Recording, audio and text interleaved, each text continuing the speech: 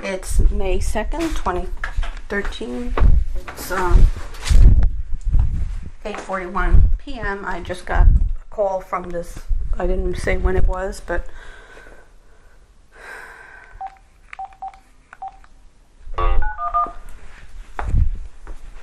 this person from 911 or whatever.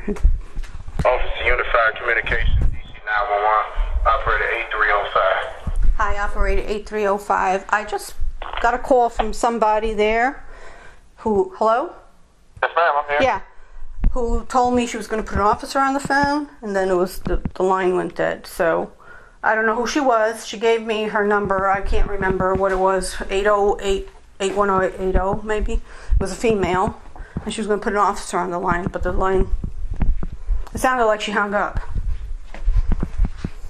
Okay, I'm not sure what happened there, but I can help you. Okay. Okay, what's the emergency?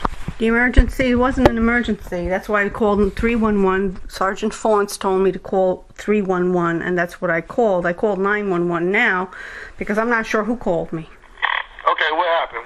Thanks. Okay, April 1st, I called for an ambulance. I had stroke-like symptoms. I called Alert 1, actually. They called the ambulance. I had spoken to UMC on the phone prior to that, and for many reasons, including that they told me not to go there because they don't have what they need for strokes, I decided I didn't want to go to UMC. I would be better off not going there. And they suggested a place like GW where they have, what's necessary. If you have a stroke, they have what's necessary to help you. In any event, the Alert 1 people told me we can't tell them where to take you. We can tell them that you don't want to go to UMC, but we can't control that. So when they came here, I told the guy directly, I don't want to go to UMC. They told me not to go there, but I also don't want to go there myself. And I told him I'm not going to UMC. Take me someplace else. So he didn't say anything about I'm taking you to UMC anyway. He had said earlier that, I think he said that they don't control where they're told, but I said, well, I don't want to go to UMC. So, gets in the ambulance, without saying a word, takes me to UMC. I told him I didn't want to go to UMC. Okay, You're so going to I take can me help to, you right now. yeah, I wanted a report taken because he took me where I did not want to go. That's either deception or kidnapping or something, but he took me against my will. I got in an ambulance thinking I was going somewhere else, and that if I was going to go to UMC, he would tell me. He didn't tell me. Hold on 1 second, man. Let me let you speak to a supervisor because I believe my coworker already spoke with you in reference to this. I don't know who called me. They just called me and said that they were going to put a police officer on the phone. So. Okay, stand by 1 sec. Thank you.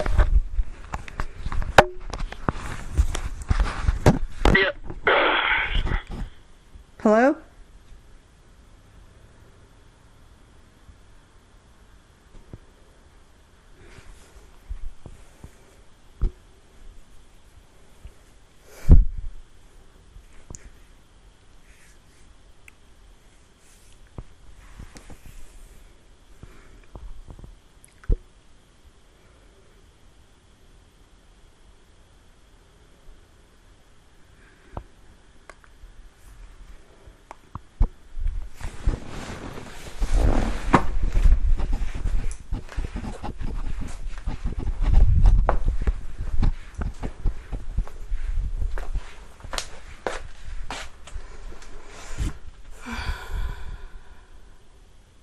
Hello?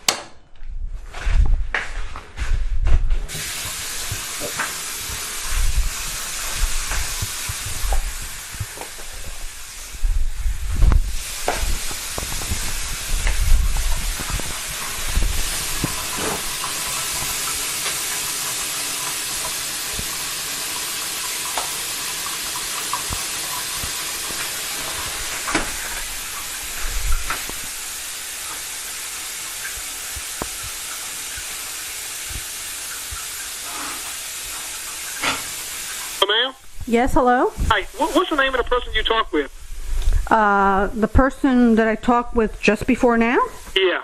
Oh, you mean at fire department? At fire, yeah. Sergeant Faunce, F-A-U-N-C-E. Sergeant Soren? Faunce. Thorn. F as in Frank, A-U-N as in Nancy, C-E. That's my understanding of what his name was. Okay, now what did they advise you? He told me two things I could do. He said, call 311 and speak to an officer. That's like the non-emergency number to speak to an officer. And I can also call something PIO or something. I wrote down the number. Okay, so your complaint is they didn't transport you to the hospital that you wanted to go to. No, my complaint is that they didn't. They transported me where I specifically said I didn't want to go. That's my complaint. You didn't want to be transported, or they did transport without your permission, or? I guess without my permission, that would be it, because I told him specifically, don't bring me to UMC. He takes me into the car, doesn't the vehicle, he doesn't say anything else, that I made sure he understood that I'm not going, I don't want to go to UMC. I was told not to go there, and I'm not going there, also for reasons that I didn't want to go there, but also they specifically explained to me that they don't, for neurological issues like, like possibly a stroke, you would go to GW. You're better off going there, and I had been there before. Okay, I know that's true. But the situation is this going to be a fire department's issue, because in terms of, I don't know I think their policy. I mean, they determine which hospital they transport you to. Yeah, they determine that. But once they determine that, and if the person doesn't want to go there, they have a right to not go. They have a right. I have a right to say, you're going to take me to UMC. Well, you know what? I think I'd rather die than go there, and because I probably will die when I go there. So don't take me to UMC. All right, let me get a famous person on the line, and they can better explain what the situation is. Okay? Okay. Hold on, all right?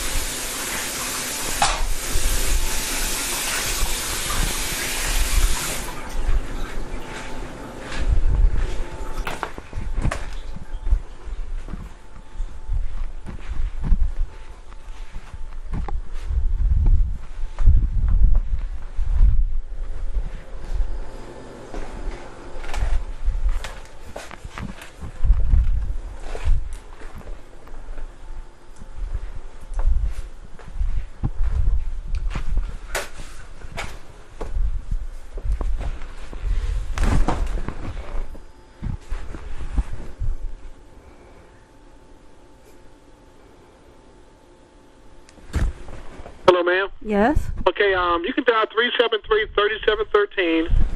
That's the ELO supervisor over there. You can ask them to explain to you what the ambulance procedures in terms of being transported if you don't want to go to a particular location. If you're not happy with their response, you can ask to speak to this official or top of him. You said 373? 3713. 3713. That's the ELO supervisor. I got to tell you right now, I just spoke to two, and I spoke to other people there, and everybody gives you a different answer. Well, the answer is, I'm going to tell you what legally the answer is. If you don't want to go, it's your choice. Well, they have to give you your choice. They can explain what the policy is in terms of ambulance transports. I understand that their policies are so complicated they can't give you a definite answer, but if you don't want to go where they're taking you, you have a right to say no. And so you can talk back with them again. So you don't, if somebody in the ambulance who works ambulance does something... That's the person you need to talk to. Hold on. I have a question. Yes. If somebody in the ambulance does something that's criminal, you don't arrest them, they do. No, we do. So we're dealing with two different issues. There's a police issue and the ambulance issue. Your issue is an ambulance issue. No, it's not, because he took me where I told him I didn't want to go. I would not have gone if he had not lied to me. So he took me forcibly because he deceived me into thinking I'm not going where I said I didn't want to go. If he had told me he was going to UMC, I would have said, see you later. Okay, ma'am, so what you have to do is you have to request an investigation. That's all I'm saying. They have to request an investigation in terms of on this night, on this date, what happened. And they will investigate, they will get in contact with the ambulance crew that transported you and investigate it from there. So you can talk about with that number I just gave you. You can ask them, you want to take and initiate a complaint in terms of you're not being. I've already spoken to a couple of people there to initiate a complaint, and I've kept asking her, what is your jurisdiction?